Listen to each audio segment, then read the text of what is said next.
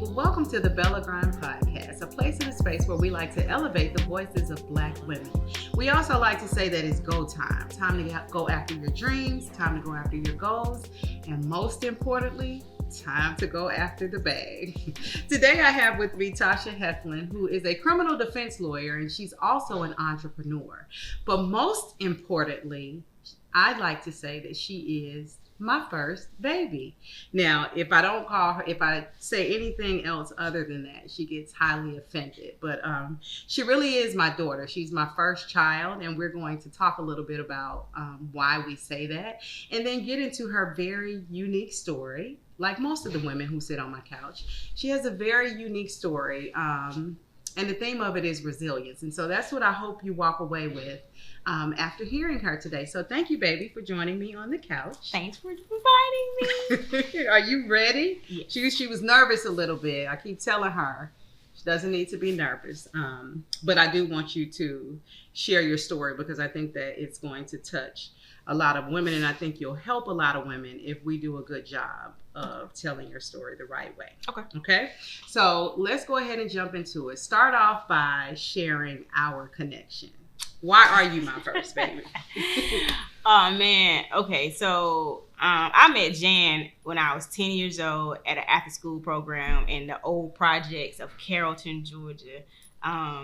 She was in college at the time, and she was mentoring us, and it was something about you and your personality that automatically just drove me. I gravitated towards you, and since then, it was sky's the limit. We never let go, at right? all. We never let go. And even with her kicking me out, I was about to say she was not easy. Okay, she had gone through some things. And just in a really rough spot as a young girl. But I saw myself in her because I promise you when I was 10, I was just like her. And so I saw myself in you, and that's what made me say, I'm going to save that one right there. But it wasn't easy. Okay, so let's go ahead and unpack this journey. I want you to start with your genesis. And I told you before we started, I'll let you decide how far you want to go back and what you want to share. But go ahead and get started.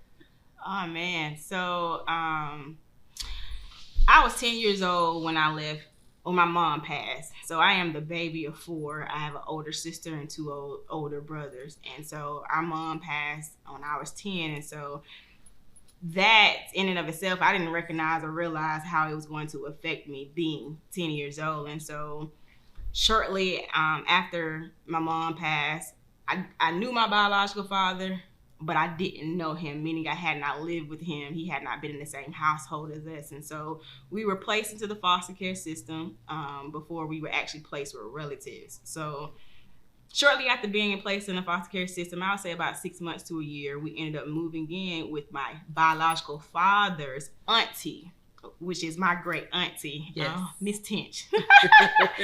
I remember Miss Tinch. She's a character in of herself. And so although she was family, we were still wards of the state, of what they would consider to be wards of the state.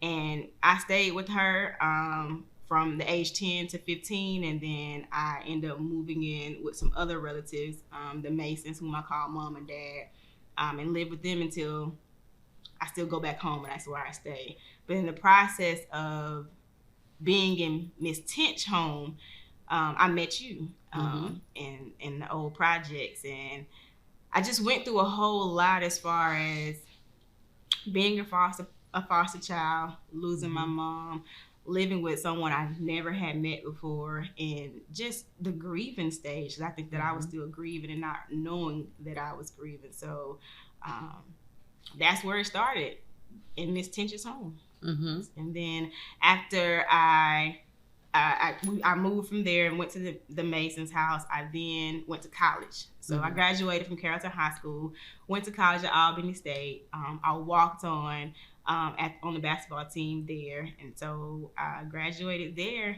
and it began, the thought process of me becoming a lawyer started when I was with Miss Tinch. And it was because we would go to court, because they would have to come and see us. And so we would have to go to court about the renewal, how everything is going in the home. But I just felt like I wasn't being heard as a child, being in a foster care system. Not saying I call her nanny, not saying nanny did anything wrong. I just felt like I needed more attention. So I went from a mom, my biological mom, being there every day, loving on me, caring for me, to a household where Miss Tish didn't like hugs. She wasn't a kisser, but I knew she cared. You know, you're raising someone else's kids. I know you care. So that was an adjustment. I felt like I needed more. And then also feeling like I'm the baby, and all my sisters and brothers are older, and I just wanted more attention, and I didn't feel like I got that. And being that ran over to when we're in court, I don't feel like the case management in foster care did enough to make sure I was okay. Whether that be asking me how I felt, going to therapy. I just feel like my voice was being heard. So that, and then that experience in and of itself made me want to be a lawyer. So from that experience, I took on the path of being a criminal justice major. I graduated with my bachelor's in criminal justice. Then I went on to become a police officer, and then I finally made it law school.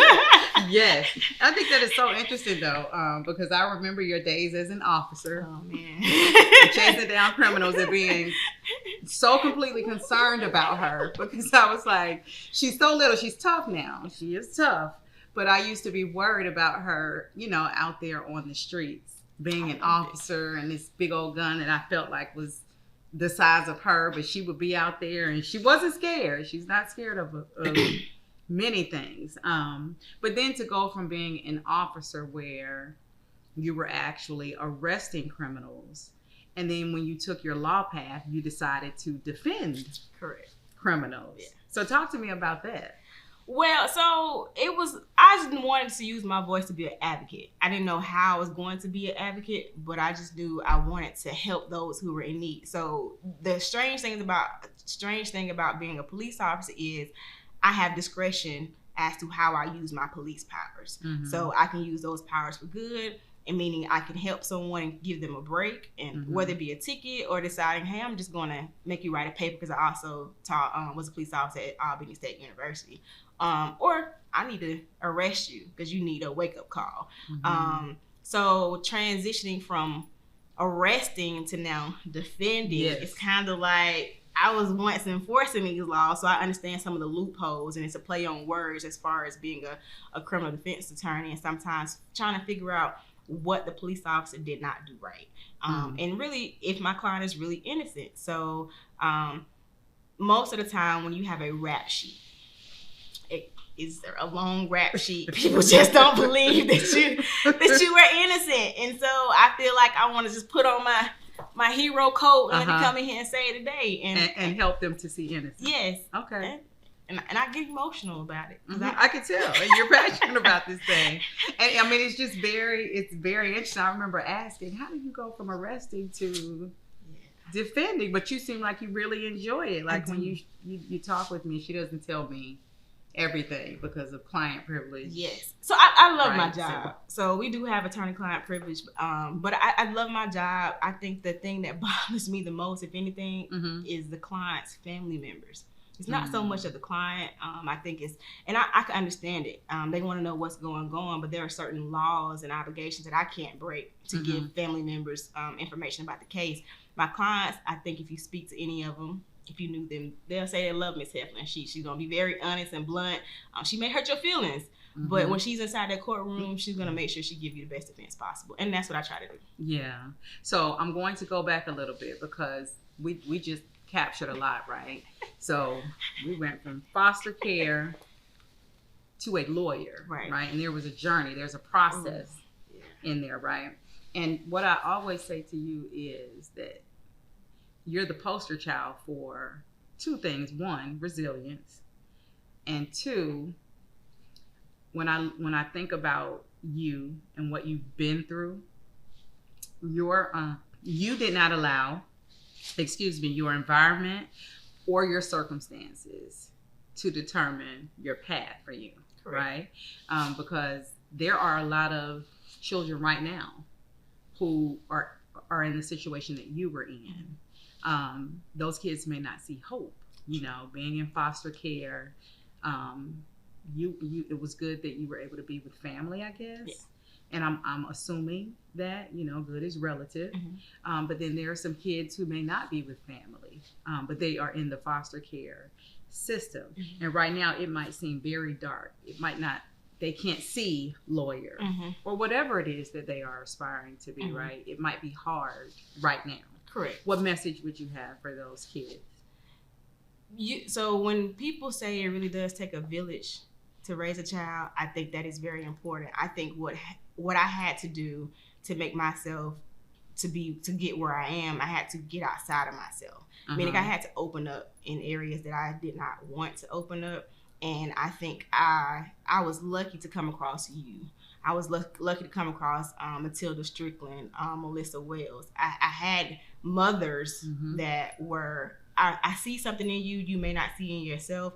I'm going to stay on you. Although I didn't like it, but I'm going to stay on you. And so I think when we are talking about kids who are in foster care, and whether you're with a stranger or with family members, because if you're even with family members, you've never known those family members, they're still strangers. Yeah. And so which was your case. Right. I didn't know my great auntie.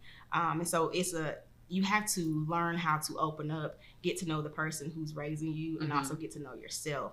And it can be difficult at a 10-year-old. You're 10 years old and you're trying to navigate life because life, what you once knew, is no longer. And so I would just say, try to find a mentor. Try to find somebody you can confide in and express yourself. And just know that when you're feeling like you don't belong or you were in the wrong place, there are people who love you. And you just got to find those. And it's tough to find those people who are actually going to be genuine people. So I understand and I can relate to kids who say, well, I'm living with family and they tell me they love me, but I feel like I can't do this, meaning I can't go and open up some cereal that was just brought because I feel like it's my house, but it ain't mine. And I just think you just got to have a conversation. Yeah. My 30-something-year-old self would tell my 10 to 18-year-old self, go have a conversation. Express yourself. And I think I didn't do that a lot of times. And that anger or that misunderstanding inside of me, it built up and it kind of took over sometimes. And so just have a conversation is what I would say, and believe in yourself. Because it was hard. I'm sure. What did the adult you have to do to heal some of those places? I had to go to therapy. Okay, so you did go to therapy. Therapy is something that I had to feel like, well, what is it that Tasha needs to do to make Tasha feel better and understand what the traumas that she has experienced. And so I went to therapy. I wrote in my journal. I talked to you a lot. I played sports. And so those were outlets that I was able to use to, give me a peace of mind and help navigate a world that I wasn't quite ready for at 10. I wasn't ready for it at all. So those are the things I did. So what I respect about your process is how it influences you now. So yes, she's a lawyer. She's a criminal defense lawyer. But then you even took and expanded that, right? And so she has Tasha Talks, which I'm going to let you talk about. And you've now turned yourself into an advocate for foster children. So talk a little bit more about that work. So we all experienced a pandemic. So in 2020, I knew that prior to 2020, I knew that I wanted to help. I knew that I wanted to speak for those who are in foster care and feel like they're just not being heard or no one relates. And so I was trying to figure out a game plan in which I can do that, but still be able to maintain my lawyer status, I guess you would say. And so I created Talks with Tasha. And basically it's a platform where I advocate for those criminal rights and procedures to make sure no one else rights are being violated. And I'm making sure that the criminal justice system is treating you fairly, but also it focuses on those kids who are in foster care. So what I try to do, I try to raise money to go out and speak to the foster care kids, allow them to see someone who has been where you are. And now you see where I am, and you try to not necessarily be me, but make goals so that you can be successful. And I give back last year I donated some money to a group home for kids. I bought groceries and we raised about $1,200. So this year we're using that money to actually adopt 2 foster care kids, and that we're going to buy their Christmas this year. Okay. So yeah. And you know I'm all the way in for that, for sure. So those that are watching, how can they assist you with that work? Where can we find you on social media? How do we get to you to support those efforts? So my handle on Instagram is attorney LatashaHeflin. So you can follow me there or request any information that you may need. I also have on Facebook, it's TashaHeflin. On Facebook, I also have an attorney page on Facebook, which is also attorney LatashaHeflin. I currently do not have, I usually do a GoFundMe. I'm not doing a GoFundMe this year because I still have funds from last year that I'm just rolling over to use. But if you want to donate, there is, I have a Cash App. I'll give that later, but there is a Cash App you can I can include it in the description yeah. of the video. I'll do that, and then I'll also put it on social media for us. Thank you. I'm excited about shopping for my 2 kids. Yeah, that's it. I mean, that's what it's about, though, Tasha. Right? Like I respect you for paying it forward, and I respect you for putting yourself out there and giving them like someone to see. She was in my position and she's now successful. Like it gives them a motivation and inspires them. I think you were with me my first. I was. So my first speech was in 2019. I spoke with some foster care kids in Dalton, Georgia, and you came, and so it was a wonderful experience because I actually enjoyed it. It was a group of like almost 20 kids, and so to have them come back later and message me to say, I appreciate you sharing your story. I can relate, and just being able to keep in contact means a whole lot to me. Yeah. I remember the young girls being locked in. They were. Like really locked into what you had going on. So make sure you stay with that. I will. I'll be your accountability partner. So I have a fast round that I want to take you through. Okay. I do it every single episode. And I ask some of the same questions. I do have one though that'll be a little bit different for you. But I want to start off with my typical one. Just because I'm interested in how people answer this one. Is it easier for you to start a habit or break a habit? It's easier for me to break a habit. Oh, it's easy for me to break. You're the first person to say that. Yeah, it's hard for me to start because I can't start unless I'm paying someone some money to help me start. But just me by myself saying I'm going to go out here and start this, no. But if I know that I have been doing something that I need to change, it's easier for me to lock in and say, okay, I'm going to focus. I'm going to stop this. Because at this point in time, if I'm saying I'm going to stop it, I know that it's not helpful to me and it's very hurtful. So if I'm getting to the point where I'm saying I want to stop, it's easier for me to stop.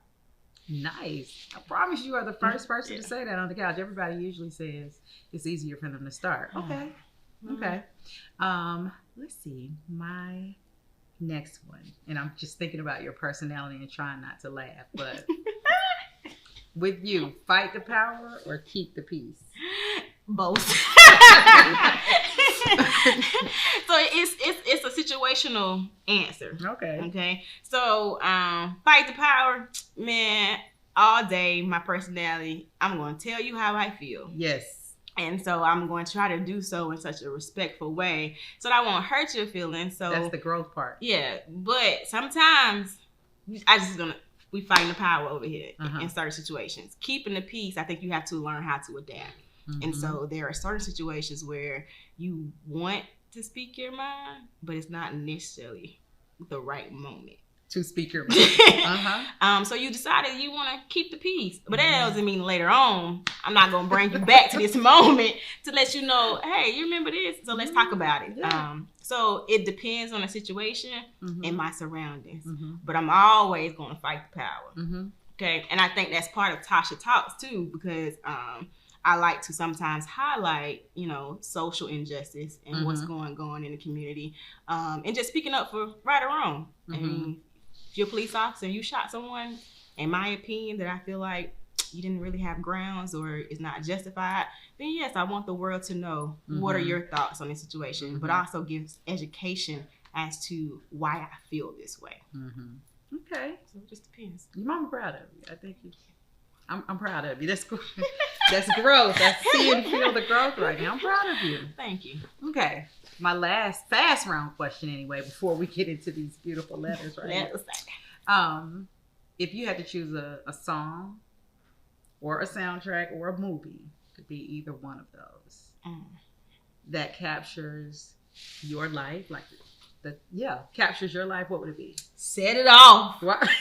Set It Off. And Why Set It Off? Because I think those 4 women embodied so many other women as far as the struggles that we all face, and just trying to get to a better place. Whether we agree with how they was trying to get to that better place or not, they was trying to get there, and it was a bond that they all had, and they had each other's back. And the song would actually be "I'm Missing You," because if you ever listen to the words, it's a transition song. You go through life experiences, something happens, you have to learn to adapt, you have to grow from it, and then at the end of the song, you're reflecting on everything that you have done. And in my case, "I'm Missing You" was a representation of my mom. I miss you. So I try my best to make sure, although you're not here with me physically, you're here with me in spirit, that you are proud of me.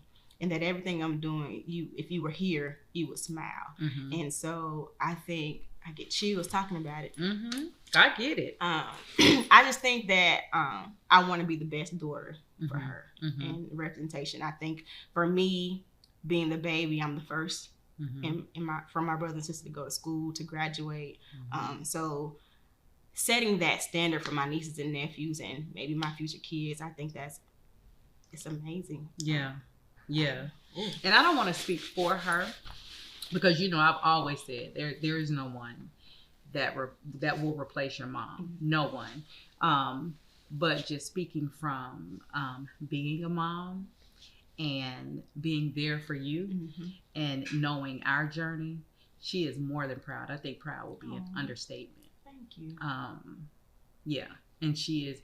I think even to say that she is happy would be an understatement, because you are phenomenal. You are out here kicking ass. You are Black excellence. Thank you. Okay, you work really, really hard. You learn from your mistakes. You fall forward, and you fall forward gracefully, right? And any mother, that's what all of us as parents, that's what we want for our children. We want you to fall forward, and we want you to do it gracefully. And then as a Black woman, we already know that that's hard, right? It's what I admire about you first as a woman, as a Black woman second, and then as a mom. That's what I respect about you the most. So you keep going, and I want you to make sure, if you don't take anything from this interview, I want you to just know that you kicking ass out here. You're doing a phenomenal job, and we're all proud, and I bet she is too. I try not to speak for her, but again, I bet proud is an understatement. Well, I mean, I think that's what I'm a representation of her. You are. And my dad, of course. But since she's not here, I just want to make sure that I'm living the life that she could only imagine that I would live. Now, like you said, it hasn't been easy. At all. But she's always been a guiding. I have to say this. She's always, I can tell, been a guide for you. Yeah. Because even as a young girl, it was just something about her voice or what she would want. That's what you would always use when you were trying to make decisions. So she's always there. She's never, even now. That's why you want to make her proud. Yeah. It's about her voice and what you would like to know. Right. She's thinking about you. So keep her as the guy. Her and God, of course. Of course. And then I got your back. You know it, because I call you all the time. Yes. You know what I'm saying? And you're going to be good to go. Look, me and you already know, me and Ren, we got your back. Been there. Day one. Yeah. So proud of you, though. So we have to jump into this sisterhood, right? Because, it's January. And this is what I like to say, this is our month, Delta Sigma Theta Sorority Incorporated. Of course, we share with others, but we like to say that this is our month. And so for the month of January, I'm going to highlight sorors all month. And my baby is a soror. Tell them about that journey. Oh, man. Tell them about becoming a Delta. Why? Why Delta? That's what I always ask. I always ask those at why Delta? Well, honestly, I was very naive. Didn't even know what it was. Didn't know anything about it until I met you. Mm-hmm. And so we go way, way, way back. So at this after school program, in comes this tall, skinny lady. That was me. I was really thin then. With short hair, and the bob was on point. Mm-hmm. Short hair, and the way you carried yourself. I think at that particular day, I actually think you had on a black Delta jacket. I want to say you came in with a black Delta jacket when I met you. Mm-hmm. And I remember that jacket. It was the way you came in and your composure and the way you spoke and how you carried yourself. And it was just something that drew me to you. I can't even put it in words. It was just, I just gravitated towards you. It is the Delta light. I mean, that's probably what it is. Because I mean, ultimately, I end up sharing and shining in that light. And what you taught that program, and you taught me my first time the Black National Anthem. Yeah, we sung it. It was a ritual. You gave me that. I didn't get that in school. So everything, the community service, the political activism, everything that it embodies, like you showed me. So it was only right to follow in my mentors. See, that makes me proud. So on that shield, right along with me. Sisterhood. Right what does sisterhood mean to you? Like when you think about sisterhood, what does it mean to you? Sisterhood to me is being sisterly, being friendly, being that person that I may not speak to you on an everyday basis, but if you call me, I'm gonna be right there. Yeah. And just being able to say I have somebody I can go to and I can count on, and building a bond. I think that's very important. Yeah. Building a bond so that it's unbreakable, and we understand one another, and giving back to the community. It's just all about communication for me, and being a solid platform. Like, it's really the bond for me. I think, and we've never lost our bond. My alliances and I, we go out every month to, you know what I'm saying, meet and greet, and we do our community service. So it's just being able to say, I'm having a hard time today, and I just need for you to pray for me. Yeah.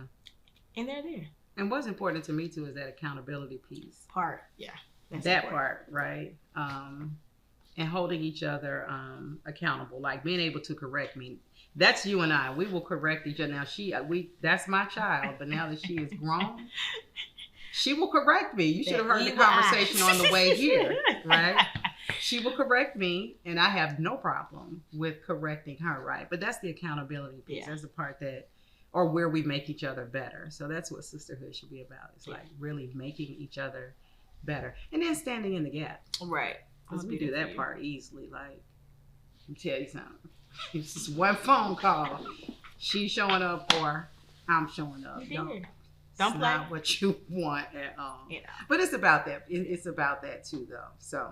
But we do so in a loving way. Like, I think that we can be able to show up, tell you what we want you to know. Yeah. Leave it at that, and keep it moving, and understand I'm not trying to hurt your feelings. Not at all. But I'm protective about mine. And that's what it is. So. And it'll be like that to the day we die. Yes. I just love you. I love you more. And you already know that. And we're going to stop before we get all emotional on these cameras and stuff. But just know that I'm proud of you. Thank you. I always say every woman that sits on my couch makes me proud to be a Black woman. I've been very strategic about who I've asked to sit on the other side of me. Most of them are better than me. I believe. They would argue, but I believe that most of them are better. They have these wonderful stories that make them who they are. And you are one of those. So you keep shining.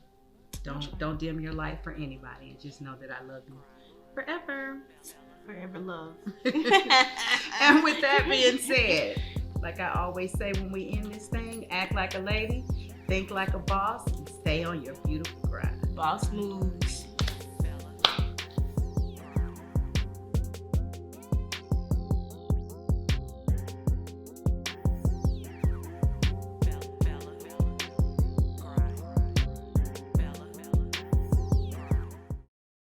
Even right. Tanya, will you please let us know if we look crazy since he turned it so we couldn't see? I can't help it. I'm getting nervous. Oh Lord, you getting nervous? It's just you don't understand. It's when it's lights, camera, action. It's a whole different. This is one little piece of hair that just. What's poppin', people? Welcome to the Bella Grind Podcast. Coming up next, I have Tasha Heflin. She is, let me start over. What's poppin', people? Coming up. Bobby, I start everyone. I'm starting to believe that you you completely turn me off. I said it I start off everyone like that. What's poppin', people? Welcome to the Bella Grind Podcast. Somebody. And you be sitting right there. And you gonna ask me, have I heard it? Just saying.